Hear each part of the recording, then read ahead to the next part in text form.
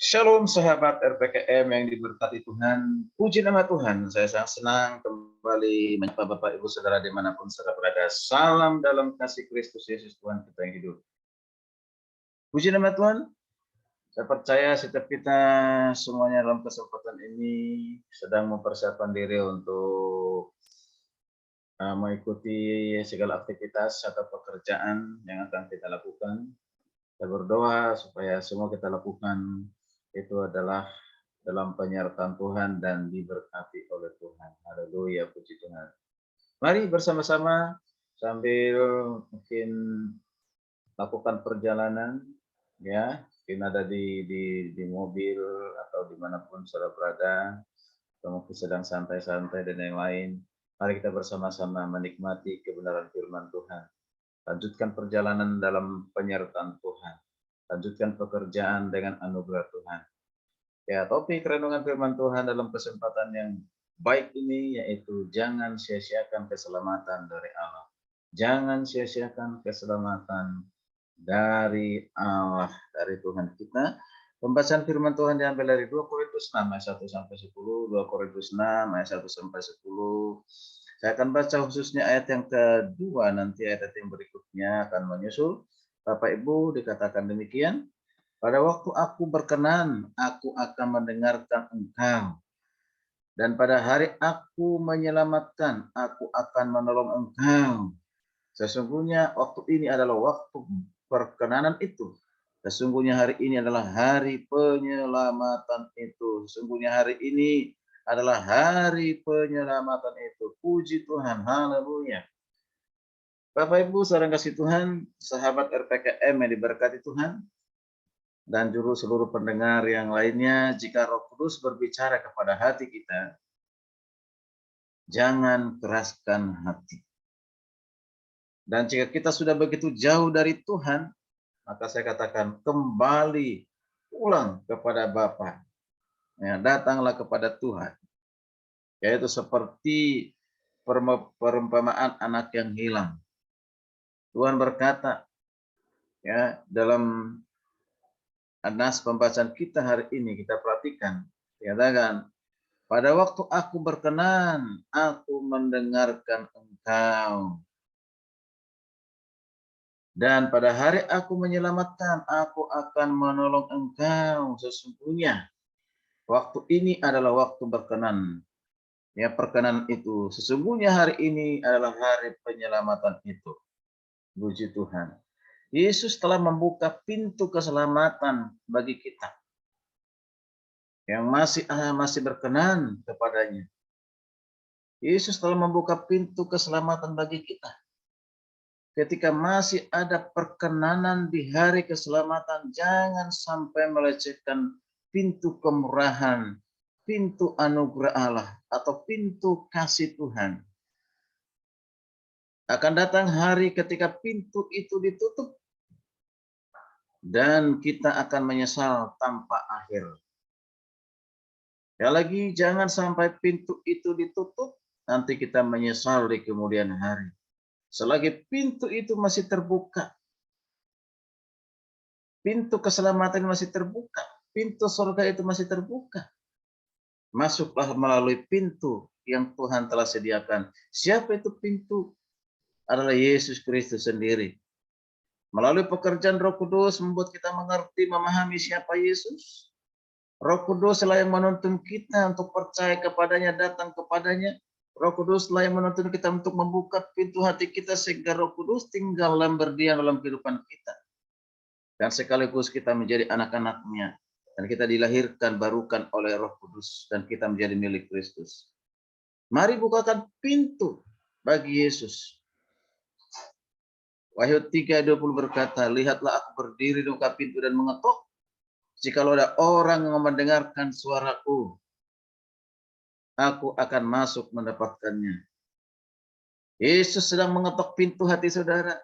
Tentunya dia mengetuk pintu hati saudara karena ingin masuk dalam kehidupan saudara. Dan Yesus tidak pernah memaksa saudara untuk masuk ataupun percaya kepada Kristus, tapi dia dengan mengetuk pintu hati dengan penuh kasih itu karena ingin menyelamatkan saudara. Mari ketika Tuhan mengetok pintu hati saudara, buka hatimu dan terima dia sebagai Tuhan Juru Selamatmu. Itu janji Tuhan, aku akan masuk mendapatkannya. Artinya akan bersekutu dengan kita, akan tinggal bersama dengan kita. Puji Tuhan. Mari kita perhatikan, Yesus adalah pintu seperti yang dikatakan di dalam Yohanes 10 ayat 9. Akulah pintu, barang siapa masuk melalui aku, ia akan selamat dan akan masuk dan keluar menemukan padang rumput. Puji Tuhan, haleluya. Yesus adalah pintu, pintu keselamatan itu. Mari kita masuk melalui pintu itu. Hanya Yesuslah satu-satunya jalan keselamatan. Tidak ada jalan lain. Hanya Yesuslah satu-satunya jalan untuk kita menuju surga. Tidak ada jalan lain. Karena kasih Tuhan, banyak orang mengabaikan jalan keselamatan ini. Mereka mencoba mencari jalannya sendiri. Yang mereka pikir itu bisa menyelamatkan mereka melalui keyakinan, melalui agama, melalui perbuatan baik dan yang lain sebagainya. Seperti dikatakan Amsal 14 ayat 12. Ada jalan disangka orang lurus, tapi apa yang terjadi? Ujungnya menuju maut. Saya ulang sekali lagi. Ada jalan orang disangka orang lurus, tetapi ujungnya menuju maut. Hati-hati. Ya. Orang murtad berpikir bahwa jalan yang dijalaninya benar. Tidak berjalan menurut nasihat orang benar. Amsal 14 berkata, orang yang murtad hatinya menjadi kenyang dengan jalannya. Dan orang yang baik dengan apa yang ada padanya. Wow, luar biasa. Sahabat RPKM yang diberkati Tuhan dan seluruh pendengar yang setia. Raja Daud mengetahui dengan baik bagaimana menghabiskan waktu yang berharga dengan mencari Tuhan. Mari kita perhatikan apa yang menjadi doa Raja Daud di Mazmur 69 ayat 13. Di Mazmur 69 ayat 13 berkata demikian.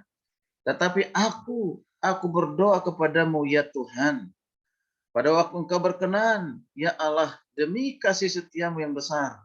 Jawablah aku pertolonganmu yang setia. Haleluya, puji Tuhan.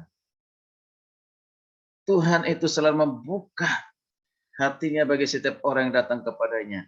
Apapun keadaanmu, seperti apapun besarnya dosamu atau kelakuanmu, ketika engkau datang bertobat pada Tuhan, berseru kepadanya, dia akan menerimamu.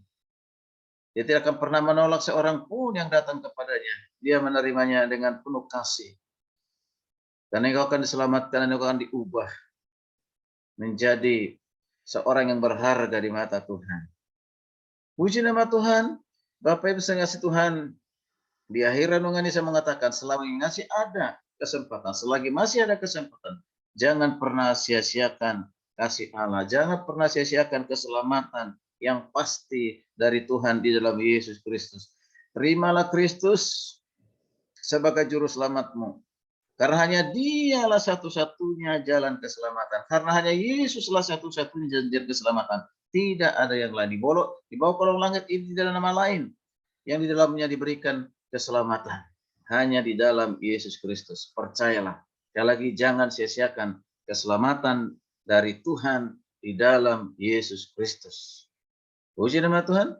Bapak Ibu yang sudah terima Yesus sebagai Tuhan Juru Selamat, mari beritakan ini, sebarkan ini supaya banyak lagi orang mendengarkan Injil, mendengarkan tentang Yesus, mendengar tentang keselamatan. Yang dari mendengarkan keselamatan di dalam Yesus, beritakan, siarkan, bagikan konten ini pada saudara-saudara keluarga yang belum memiliki kepastian keselamatan itu, belum tahu berita ini. Beritakan, bagikan kepada mereka. Dengan pekerjaan Roh Kudus, mereka akan dituntun percaya menerima sebagai juru selamat. Tugas kita hanya untuk apa? Memberitakan, mengobarkan. Maka Roh Kuduslah yang akan bekerja. Jangan pernah takut untuk memberitakan Injil. Mari beritakan kasih Tuhan ini. Puji nama Tuhan. Kiranya renungan ini boleh menjadi berkat bagi kita semuanya. Shalom, Tuhan Yesus memberkati kita sekalian.